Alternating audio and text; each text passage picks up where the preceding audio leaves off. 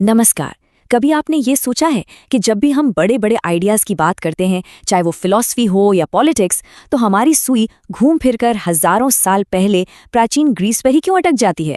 आज चलिए इसी पहेली को सुलझाते हैं।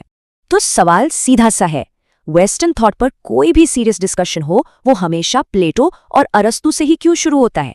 आखिर ऐसा क्या खास है इन दो नामों में कि आज भी इनकी इतनी अहमियत है? बस यही सवाल है जिसके जवाब की तलाश में आज हम निकले हैं। तो इस जवाब को ढूंढने के लिए हम एक तरह के टाइम ट्रैवल पर चलेंगे। सबसे पहले देखेंगे कि यह सवाल इतना जरूरी है ही क्यों। फिर हम चलेंगे सीधे विचारों के जन्मस्थान यानी ग्रीस। वहां से हम देखेंगे कि कैसे पावरफुल रोमन एम्पायर ने इन आइडियाज को संभाला और फिर कैसे धर्म और भाषा की ताकत ने इन्हें हम तक पहुंचाया। तो हमारी कहानी की शुरुआत होती है एंशिएंट ग्रीस के दिल से, यानी एथेंस शहर से। अब ये कोई आम जगह नहीं थी, बिल्कुल नहीं। यहाँ कुछ ऐसा हो रहा था जिसने दुनिया के सोचने का तरीका ही हमेशा के लिए बदल दिया। जरा सोच कर देखिए, एक ऐसी दुनिया जहाँ हर तरफ बस राजाओं और बादशाहों का हुक्म चलता था। उस दुनिया में एथेंस ने एक बिल्कुल नया, एक हिम्मत भरा सिस्टम खड़ा किया, डेमोक्रेसी, लोकतंत्र। ये एक क्रांतिकारी आइडिया था कि आम लोग, आम नागरिक सीधे सरकार चला सकते हैं। उस जमाने में ये सोचना भी बहुत बड़ी बात थी। लेकिन एक मिनट, यहाँ एक बहुत जरूरी बात समझनी होगी। एथेंस की ये जो डेमोक्रेसी थी ना, वो वैसी बिल्कुल नहीं थी जैसी हम आज समझते हैं। इसकी अपनी, कह सकते हैं कि साफ साफ सीमाएं थीं। महिलाओं को कोई हक नहीं था, गुलामों के कोई अधिकार नहीं थे, जो बाहर से आके बसे थे उन्हें भी सिस्टम से बाहर रखा गया था। तो सच पूछिए तो ये कुछ गिने चुने मर्दों का एक एक्सक्लूसिव क्लब ज्यादा था। और इस बात की गंभीरता को समझने के लिए जरा ये नंबर देखिए।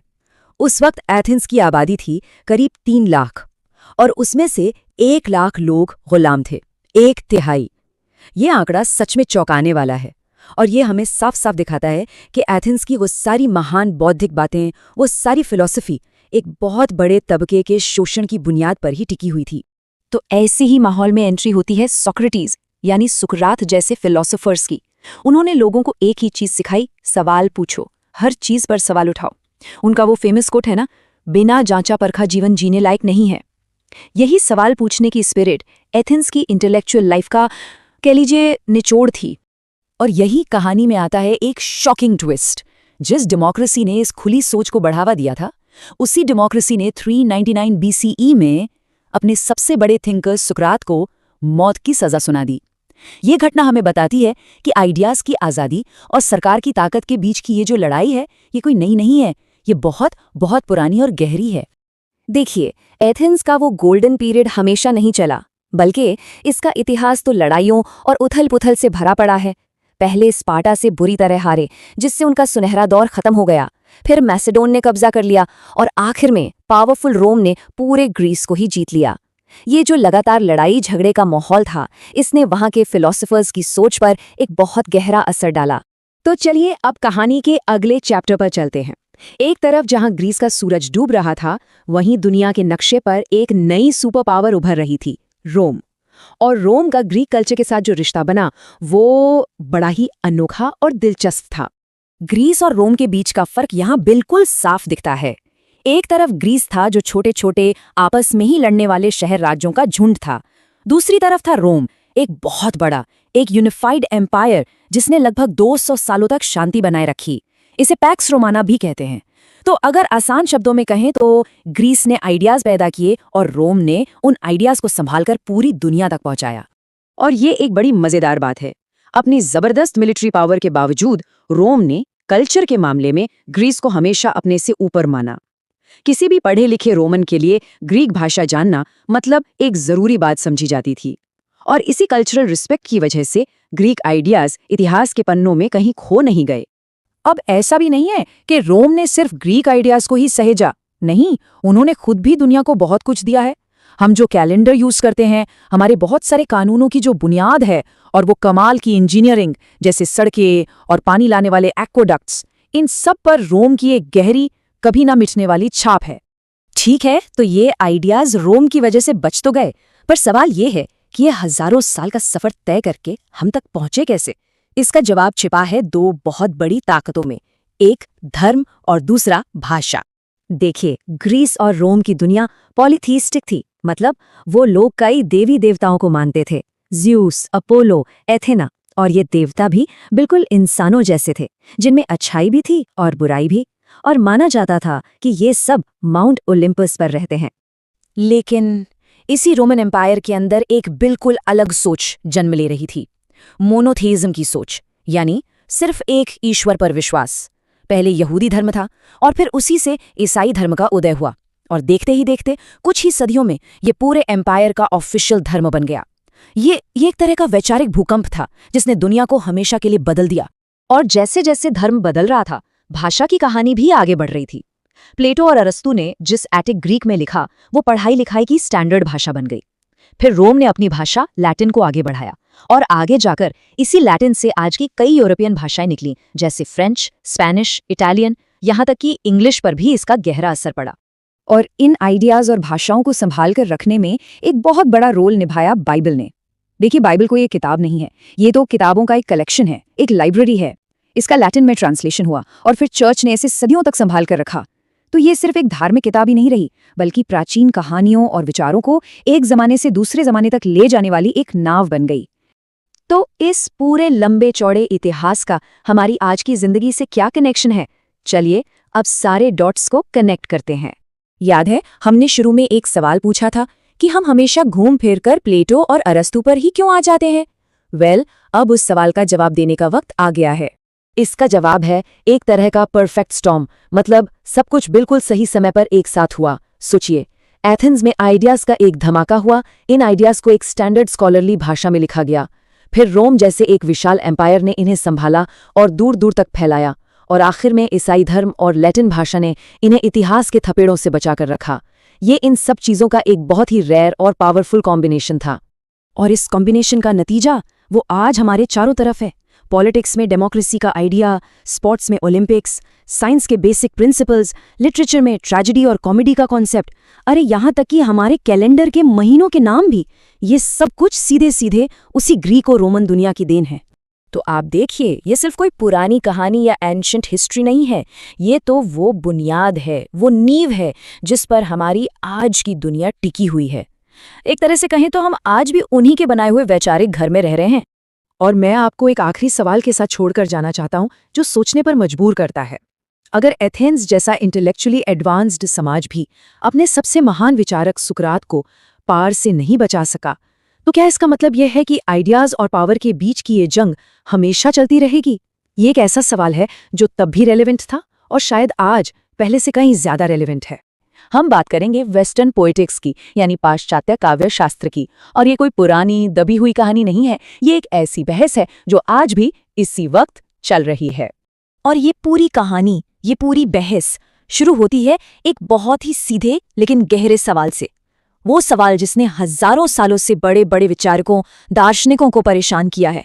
आखिर आर्ट का, कला का मकसद क्या है? इसका काम क्या है? क्या ये हमें सच के करीब लाती है या फिर हमें सच से और दूर किसी धोखे में ले जाती है? तो आज की हमारी चर्चा में हम सीधे चलेंगे प्राचीन ग्रीस, वहीं से इस कहानी की शुरुआत करेंगे। हम देखेंगे प्लेटो और उनके ही शिष्य अरस्तु के बीच की जबरदस्त टक्कर को। फिर हम लॉन्जाइनस के बहुत ही कमाल के आइडियाज को समझेंगे, और फिर देखेंगे कि सदियों तक ये बहस कैसे आगे बढ़ी, कैसे इसने अपना रूप बदला। तो चलिए शुरू करते हैं। इस महान बातचीत का आगाज हुआ था प्राचीन ग्रीस में।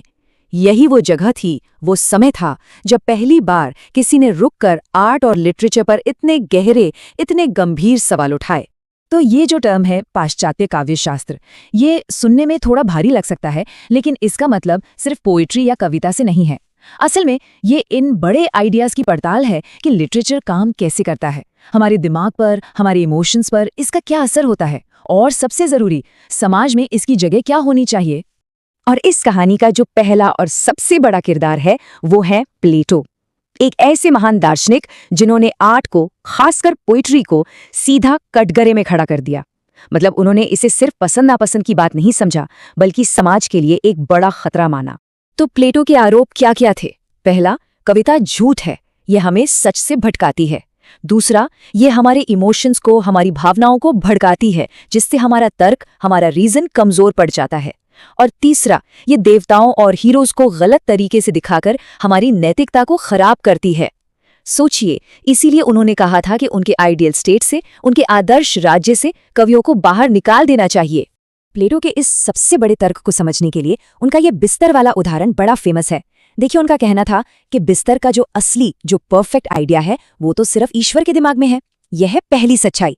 फिर एक बढ़ई यानी कारपेंटर उस आइडिया की नकल करके एक असली फिजिकल बिस्तर बनाता है। ये हो गई दूसरी यानी नकल की नकल। और फिर एक पेंटर या कवि उस फिजिकल बिस्तर को देखकर उसकी तस्वीर बनाता है या उसके बारे में लिखता है। तो ये हो गई तीसरी चीज, मतलब सच्चाई से 3 गुना दूर, बस एक परछाई की परछाई। लेकिन कहानी में एक जबरदस्त मोड़ आता है, और ये मोड़ लाते हैं प्लेटो के ही अपने शिष्य अरस्तु। वो कविता के बचाव में उतरते हैं, अपने ही गुरु के हर एक आरोप का जवाब देते हैं, और आर्ट को देखने का, समझने का हमारा नजरिया ही हमेशा हमेशा के लिए बदल देते हैं। तो दोनों के बीच सबसे बड़ी टक्कर किस बात पर थी? एक शब्द पर, मिमेसिस, यानी अनुकरण या नकल। प्लेटो के लिए ये नकल एक धोखा थी, एक कमजोरी। लेकिन अरस्तु ने कहा नहीं, ये नकल नहीं, ये एक क्रिएटिव एक्ट है, ये कला की सबसे बड़ी ताकत है। उन्होंने समझाया कि कवि सिर्फ चीजों को कॉपी नहीं करता, वो उन्हें फिर से बनाता है, और ऐसा करके वो हमें जिंदगी की गहरी सच्चाइयों से रूबरू कराता है। और अब आता है अरस्तु का मास्टर स्ट्रोक। याद है प्लेटो का आरोप कि कविता हमारी भावनाओं को खतरनाक तरीके से भड़काती है? अरस्तु ने इसका जवाब दिया एक कमाल के कॉन्सेप्ट से, कैथारसिस यानी विरेचन। उन्होंने कहा कि कविता, खासकर ट्रेजेडी, हमारी भावनाओं को भड़काती नहीं, बल्कि उन्हें एक आउटलेट देती है, उन्हें शुद्ध करती है। जब हम किसी नाटक में डर और दया महसूस करते हैं तो हमारे अंदर दबी ये भावनाएं बाहर निकल जाती हैं और हम हल्का और बेहतर महसूस करते हैं। और बात यहीं खत्म नहीं हुई। अरस्तु ने अपनी किताब पोएटिक्स में लिटरेचर को समझने के लिए मानो एक पूरा का पूरा टूल किट ही तैयार कर दिया। ये जो शब्द स्क्रीन पर दिख रहे हैं ना, मिमेसिस, कैथारसिस, पेरिपेटिया, एनाग्नोसिस, ये आज भी हजारों साल बाद भी लिटरेरी स्टडीज की बुनियाद है। जरा सोचिए कितना जबरदस्त और गहरा असर था उनका। अच्छा, प्लेटो और अरस्तु की इस जबरदस्त बहस के बाद कहानी में एक और अहम किरदार की एंट्री होती है, लॉन्जाइनस। इन्होंने पूरी डिबेट को एक नया एंगल दिया। उनका फोकस इस बात पर नहीं था कि आर्ट नकल है या सच, बल्कि इस पर था कि महान कला, ग्रेट आर्ट, हमें महसूस कैसा कराती है। लॉन्जाइनस ने कॉन्सेप्ट दिया द सबलाइम का, जिसे हिंदी में औदात्य कहते हैं। ये क्या है? ये आर्ट की वो क्वालिटी है जो हमें बस हिला कर रख दे, जो हमें हमारी छोटी मोटी दुनिया से ऊपर उठाकर कुछ बहुत ही विशाल, बहुत ही भव्य महसूस कराए। ये सिर्फ दिमाग से समझने वाली चीज नहीं है, ये एक रोंगटे खड़े कर देने वाला इमोशनल और स्पिरिचुअल एक्सपीरियंस है। और लॉन्जाइनस के लिए ग्रेट आर्ट सिर्फ अच्छी टेक्निक का खेल नहीं था। उनका ये कोट सब कुछ कह देता है। उदात्तता एक महान आत्मा की प्रतिध्वनि है। मतलब साफ है, महान कला रचने के लिए कलाकार का महान होना भी जरूरी है। उसका किरदार, उसकी आत्मा महान होनी चाहिए। तो ये तो थे शुरुआती फाउंडेशनल आइडियाज, लेकिन सवाल ये है कि इनका आगे क्या हुआ। तो चलिए अब एक तेज सफर करते हैं और देखते हैं कि अगले 2000 सालों में इस बातचीत ने क्या क्या मोड़ लिए। ये बहस कभी रुकी नहीं। मिडिल एजेस में आर्ट का काम था धर्म और नैतिकता का पाठ पढ़ाना।